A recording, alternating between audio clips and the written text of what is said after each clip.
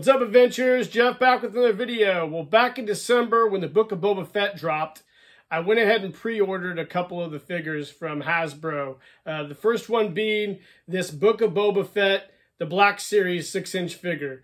I think it's a really cool figure just by looking at it in the package, and I can't wait to bust him out of here and do a review of this Book of Boba Fett 6-inch Black Series figure. Alright guys, so here he is. This is the Star Wars The Black Series Book of Boba Fett figure. As you can see, we'll start with the packaging. Pretty consistent with everything coming out from Hasbro right now.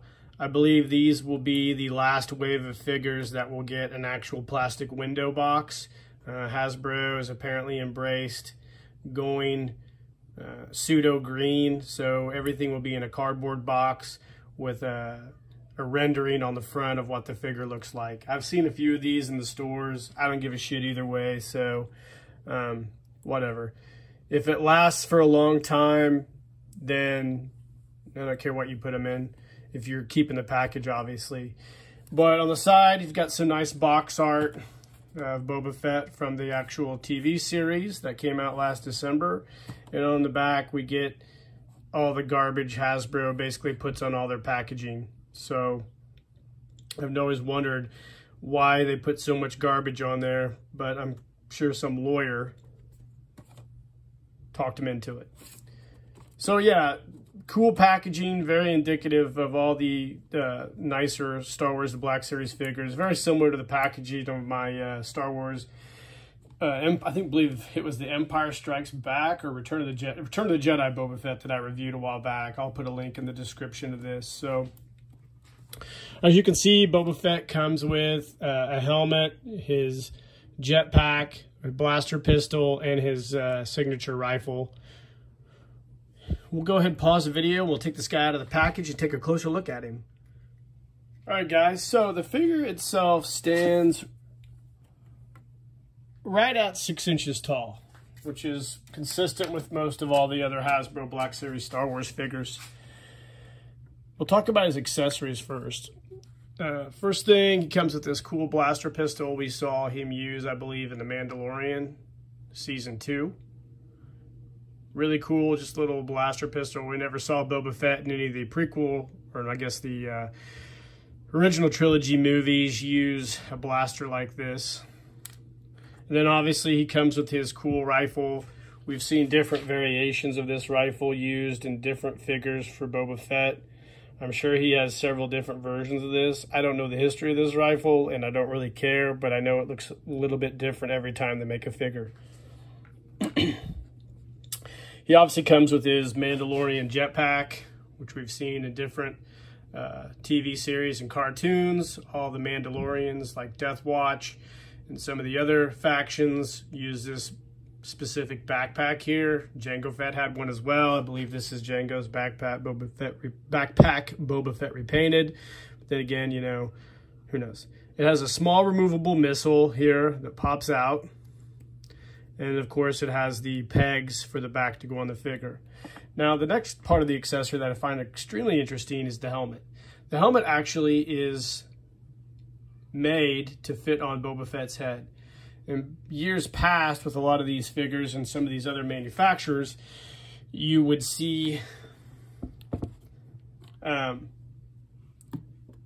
them provide you with different head sculpts. So you pop the head off and you would get like Boba Fett's head without the helmet and then Boba Fett's head as the helmet.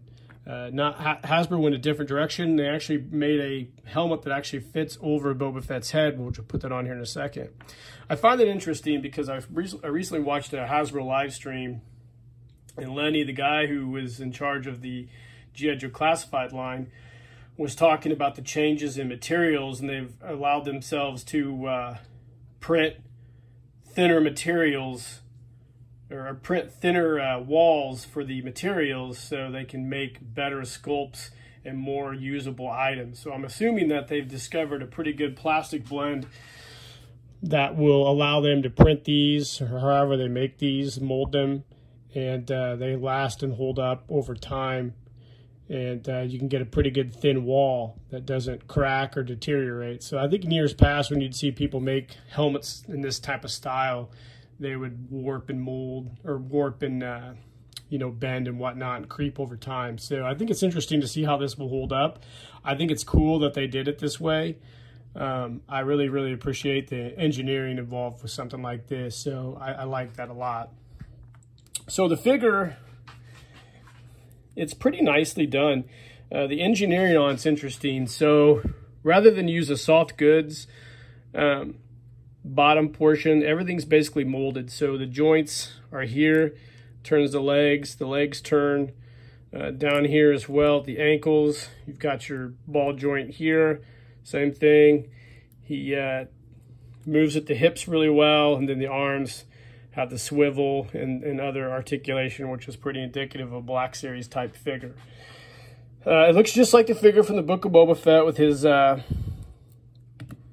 Raider inspired outfit. On the back, of course, you can see his Beskar armor has the 2 openings to put the jetpack on. He comes with his gauntlets as well, which are really nicely detailed, and his belt, a holster for his blaster. So we'll go ahead and put all this stuff on here, see how they fit. Blaster fits really well in the holster. I appreciate that. Let's see how the jetpack does. So you've got these 2 notches here and then a peg. Basically just plug and play. These are sometimes difficult. We'll see how this goes. I always found stuff like, oh, goes on really well, actually. That's cool. I just think the engineering on these is getting better and better.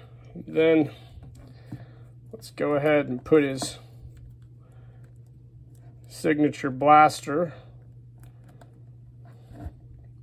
This is a difficult gun to get in the figure's hands. Reason being, this portion here makes it super difficult to get his hands in there. There's the backpack. So I've always found difficult about some of these toys like this, these Hasbro toys, is they look like they're really cool at first to get in this stuff, but they can be a real pain in the dick hole to get the guns in. There we go. I don't know. That doesn't fit in his arm very well. If you notice that doesn't fit very well. So rather than screw up his hands and get some creep in the plastic, see, just by doing that, I put some stress there on that gun. So this gun's not very well made. So just be aware of that. I probably won't put the gun like that in his hands anymore because I don't want to rip this plastic. It's very pliable. So we'll figure out a different way to display, and that's something I don't really like, is the fact that the hands don't really hold the gun, which is okay, I guess. So the helmet, of course, slips right on, and that looks really good too. So even the rangefinder moves. That's a pretty well-tooled, helmet, actually. So I don't know how I would display the figure with his gun, considering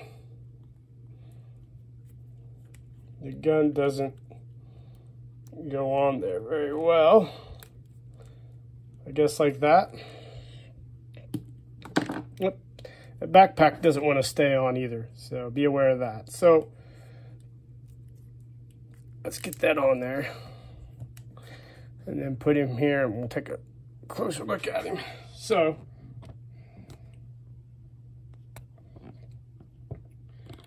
there he is, all geared up. It's a nice looking figure if you're just going to display it. The helmet's the most impressive part about this figure, to be honest with you. I really think it's cool that they were able to do something like that with such a thin material. The things I don't like about the figure, obviously, are the hands not being able to hold the gun correctly, and the weakness of the material of the gun and the hand as well. Doesn't seem like they're very durable. The backpack tends to pop off, which isn't surprising. That's pretty common with a lot of that stuff. This would not be something you would give to a kid to play with, obviously. It's more geared towards a collector, and definitely more geared towards a display. Whoops, a display type